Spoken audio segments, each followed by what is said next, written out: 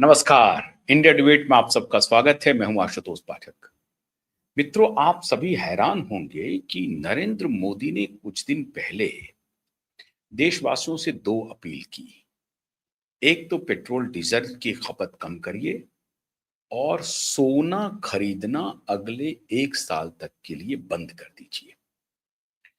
बहुत सारे meme social media पर बनने लगे। महिलाएं मीम बनाने लगी कि सोना नहीं खरीदेंगे तो क्या क्या करेंगे। वो तो मजाक की विषय है, लेकिन आज मैं आपसे कुछ गहरी बात करने जा रहा हूं। असल में नरेंद्र मोदी ने एक ऐसी चाल चल दी है जो सोने के मार्केट में भूचाल मचा दिया है, और ये किसी न किसी को तो करना ही था। आज नरेंद्र मोदी ने कर दिया। तो अब लोग कहने लगे कि सोने व्यापारी क्या करेंगे, भूखों मरेंगे। ये बड़े व्यापारियों को मदद करने के लिए किया जा रहा है, टाटा ग्रुप को मदद करने के लिए किया जा रहा है, रिलायंस ग्रुप को मदद करने के लिए किया जा रहा है, छोटे सुनार तो मर जाएंगे। ये सारी कहानी शुरू हुई। लेकिन आज मैं आपको सोने के काले राज और काले कारनामों के बारे में बताऊंगा। साउथ मुंबई का वो इलाका जो इस पूरे काले धंधे को आगे चला रहा है।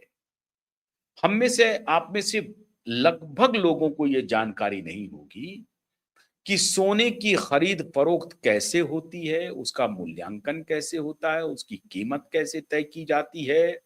जब भारत में सोने की खदान लिमिटेड, अभी बिहार में एक बोनांजा लगने वाला है।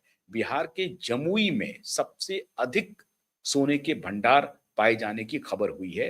अभी उसमें माफ कीजिएगा, अभी उस खदान में काम होना बाकी है, लेकिन अनुमान लगाया जा रहा है कि सबसे अधिक सोने की भंडार बिहार के जमुई में मिल सकता है। अभी कर्नाटक में एक खदान चल रहा है जिसको कर्नाटक सरकार चलाती है। आंध्र प्रदेश में एक खदान है जिसे कोई निजी कंपनी चलाती है। और इस तरीके से उत्तर प्रदेश के सोनभद्र में कहीं कहीं सोने की खदानें हैं। लेकिन अपने डिमांड का 99% सोना भारत क्या कर रहा है? विदेशों से आयात कर रहा है। आयात कौन करता है? ये जो आपके अगल बगल में सोने के जो दुकान वाले होते हैं, सोनार, वो कर रहे हैं? नहीं, वो नहीं कर रहे हैं सोने की खरीद फरोख्त। फिर सोने का बाजार है क्या, कैसे चलता है? भारत में 15 बैंकों के पास आरबीआई ने यह अनुमति दी है बैंकों को कि वो विदेश से सोना खरीदेगा। 15 बैंक। कौन कौन है 15 बैंक? मैं आपको लिस्ट ही पढ़ के सिखा देता हूं। 15 बैंक कौन है जो सिर्फ सोना खरीदेगा, सिर्फ सोना और चांदी दोनों खरीदेगा। और 2 बैंक ऐसे हैं जो सिर्फ सोना खरीदेगा, मतलब वो चांदी नहीं खरीदेगा, सिर्फ सोना खरीदेगा। कौन कौन बैंक है सोना खरीदने में? Axis Bank, Bank of India, Deutsche Bank, Federal Bank, HDFC Bank, ICICI Bank, IndusInd Bank, Indian Overseas Bank, Kotak Mahindra Bank, Karur Vysya Bank, Punjab National Bank, RBL Bank, Bharatiya State Bank, Yes Bank, Industrial and Commercial Bank of China, CBC, ये भी यहां खरीद सकती है। और जो 2 bank जो सिर्फ सोना, ये सोना और चांदी दोनों खरीद सकती है, लेकिन जो 2 बैंक सिर्फ सोना खरीद सकती है उसमें यूनियन बैंक ऑफ इंडिया और स्बर स्बर बैंक है, SBER, स्बर बैंक। ये विदेशी बैंक है लेकिन भारत में ऑपरेट करती है। ये दोनों बैंक ही, इसको आरबीआई ने अनुमति दिया हुआ है कि आप सोना विदेश से खरीदिए। और उसमें भी 2 जगह से सबसे अधिक खरीदी जाती है, एक स्विट्जरलैंड, दूसरा दुबई, और कुछ हिस्सा साउथ अफ्रीका से भी आता है और फिर अमेरिका वगैरह से भी खरीदते हैं। लेकिन सोने की खरीदारी मोस्टली दुबई और स्विट्जरलैंड से होती है। स्विट्जरलैंड के बारे में आपको मालूम है कि स्विट्जरलैंड में सोने के माइंस हैं, माइंस नहीं, वहाँ रिफाइनिंग है, बड़ी बड़ी रिफाइनरीज हैं जो अलग अलग दुनिया के अलग अलग देशों से, लैटिन अमेरिकी देशों से, साउथ अफ्रीका से, अमेरिका से जो सोने खदानों से बाहर निकलते हैं उसको रिफाइन किया जाता है स्विट्जरलैंड में, और वहां बड़े बड़ी रिफाइनरीज हैं। उसी रिफाइनरीज में से एक भारत की भी कंपनी चलाती है, राजेश एक्सपोर्ट्स वाले जो कंपनी है, जो अभी फंसा है पूरा मामला, जिसको कहा जा रहा है कि 15 लाख करोड़ रुपए का घोटाला है। अब तक के भारतीय इतिहास में सबसे बड़ा घोटाला है स्टॉक एक्सचेंज में, जिसको कि सेबी ने अभी पकड़ा है और वो मामला चल रहा है। अभी 15 लाख करोड़ के ऊपर बाद में आएंगे। अभी इस पर आप रहिए कि मोदी ने क्यों कहा कि सोना नहीं खरीदना है अगले 1 साल तक। अब पहली बात तो ये आपने जान ली कि 15 बैंक को अनुमति है सोना और चांदी विदेश से आयात करने की, आरबीआई के रूल के हिसाब से। 2 bank, union bank of India और स्बर बैंक जो विदेशी बैंक है, उन दोनों को सिर्फ सोना आयात करने की अनुमति है, ये वहां से खरीद। अब यहां से खेल शुरू होता है, ये जो काला कारनामा है ना। और मैं हैरान हूं कि भारत सरकार को यह बात मालूम नहीं है क्या? मालूम है।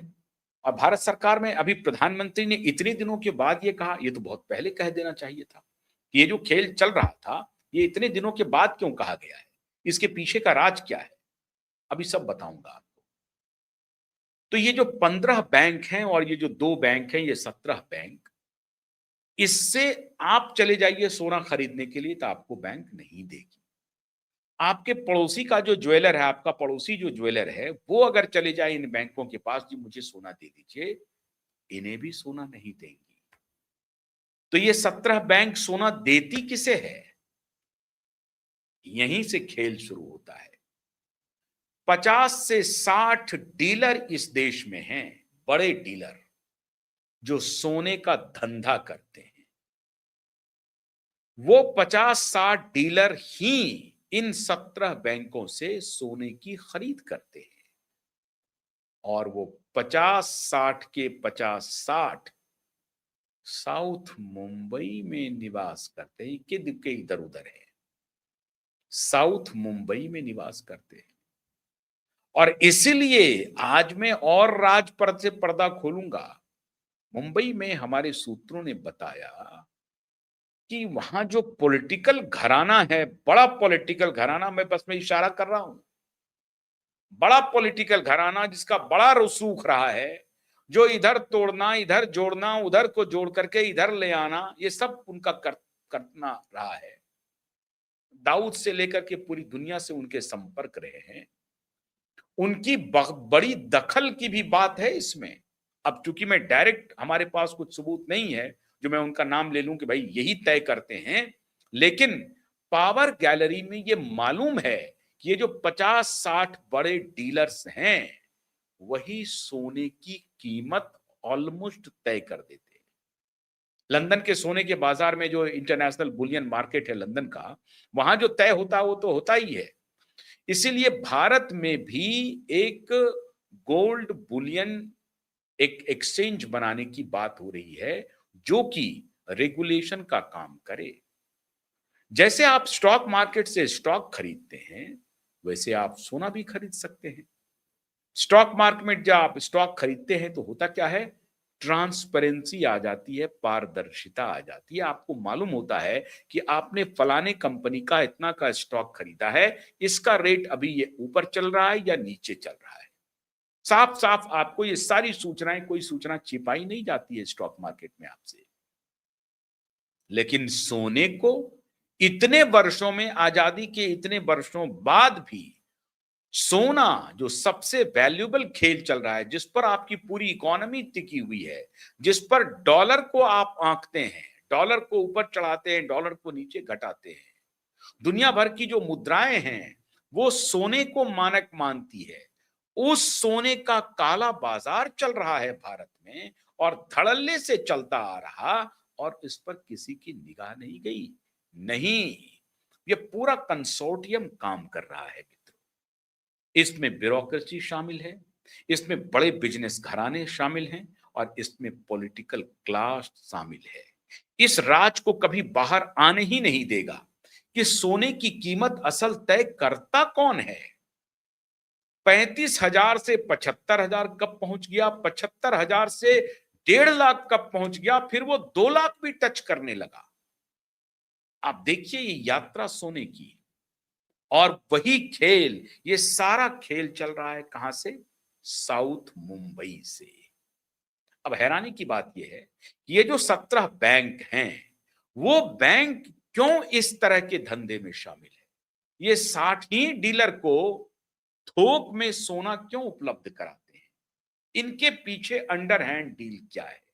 बैंक ये कह सकता है कि हम हिफाजत तरीके से सबसे डील नहीं कर सकते हैं, तो हम डीलिंग पार्टनर्स जो हैं, उसको सीमित रखना चाहते हैं। उनके साथ हम डील कर सकते हैं, फिर वो बाजार को नियंत्रित करें। मतलब अगर वो 60 लोग आज चाह लें कि सोने की कीमत हमें कल 50,000 रुपए तक लेके जाना है, बढ़ा देना है, 1.5 लाख है तो उसको 2 लाख पहुंचा देना है, ये 60 लोग चाहें तो ये 60 लोग पहुंचा देंगे। 60 लोग वो तय कर देंगे जो सोने की कीमत को घटाना है या बढ़ाना है। अब बैंक को तो फायदा हो रहा है। भाई बैंक में सोना लाया ही है बैंक किसी के लिए। बैंक कोई मॉरल इंस्टीट्यूशन तो है नहीं, वो तो शुद्ध और शुद्ध प्रॉफिट पर टिका हुआ है।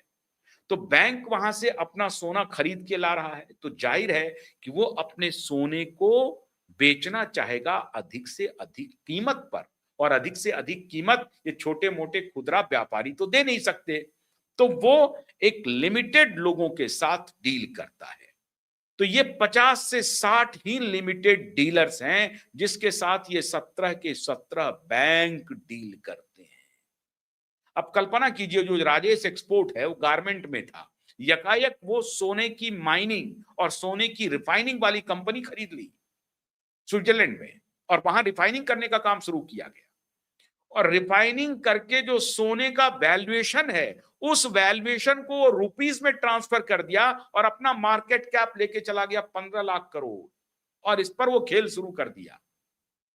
सोने के वैल्यूएशन, जो वैल्यूएशन इनटेंजिबल है, टेंजिबल नहीं है, जिसे आप देख नहीं सकते हैं। मतलब आप मान लीजिए कि सोने की कीमत जो है वो आप मन में मान लें कि भैया इतना वैल्यूएशन का हो सकता है हमारे पास गोल्ड, इतना वैल्यूएशन का गोल्ड है, और उस वैल्यूएशन को वो स्टॉक एक्सचेंज में खेल रहा था। जैसे कि शेयर मार्केट में जब आपके पास कोई स्टॉक है और आप बैंक के पास जाएं और बैंक को बोलें कि मेरे पास 15,000 करोड़ का स्टॉक है। अब बैंक कहेगा कि हाँ ठीक बात है, 15,000 करोड़ का स्टॉक है। 15,000 करोड़ बैंक ले लेती है और आपको 20,000 करोड़ रुपया लोन दे देती है। अब वहां तो स्टॉक है, वहां तो उनके पास कैश नहीं था, तो क्या था? स्टॉक था, शेयर था। तो शेयर वो जमा करता है बैंक में और 20,000 करोड़ रुपया ले लेता है। इसीलिए कॉरपोरेट क्या करता है, अपने बुक्स एंड अकाउंट्स में लोन, एक्सपेंडिचर, खर्चा, देनदारी ज्यादा दिखाता है और टैक्स रिलैक्सेशन लेता है कि हमारा खर्च ज्यादा हो रहा है, हमें टैक्स में रिलीफ दीजिए, हमारे पास तो इतने बैंक का लोन है।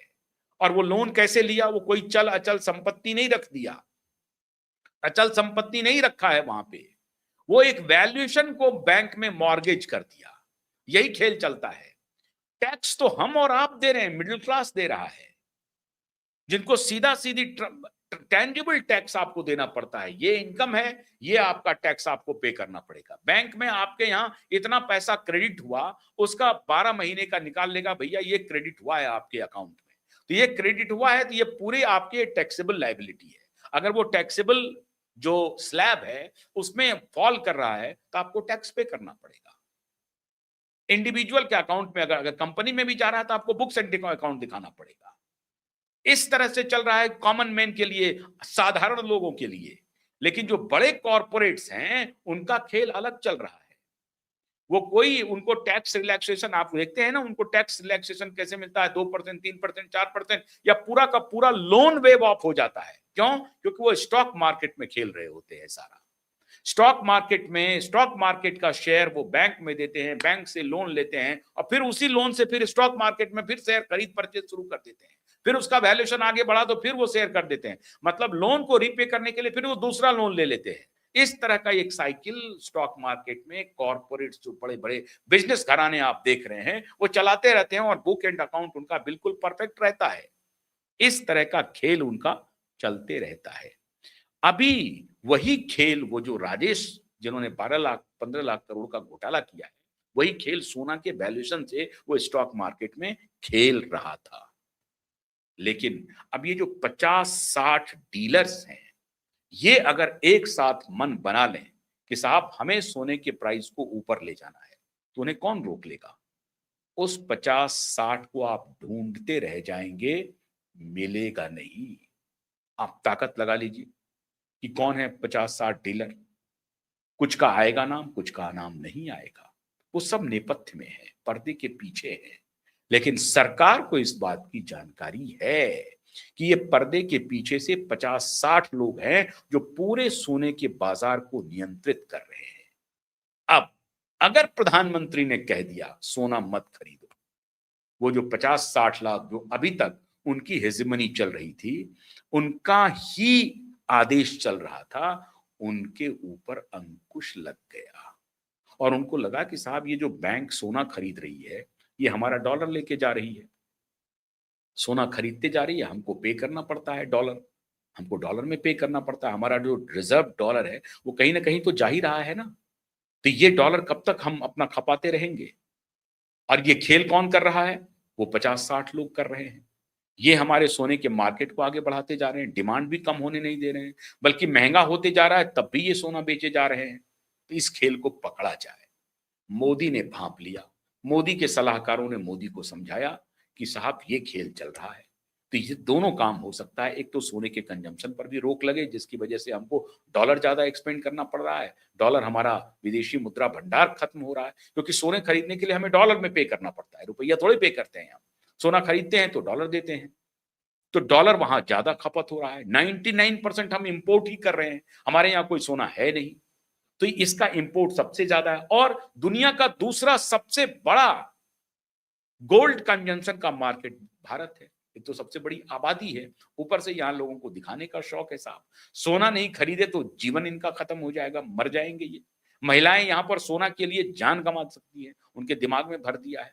महिला क्या, पुरुष भी, सारे लोग सोना सिकड़ी चेन पहन करके देखते नहीं है ठेकेदार कैसे चलते हैं, रियल एस्टेट वाले, बड़े बड़े अंगूठी वाले, बड़े बड़े सिकड़ी पहनने वाले। तो सोने का बड़ा बिस्किट सोने का, स्मगल सोने का, हर तरह का धंधा यहाँ पर सोने में चल रहा था और खजाना खाली हो रहा था सरकार का। और वो 50-60 आदमी मिलकर के इन कनाइवेंस विद बैंक वो सारा खेल चला रहे थे।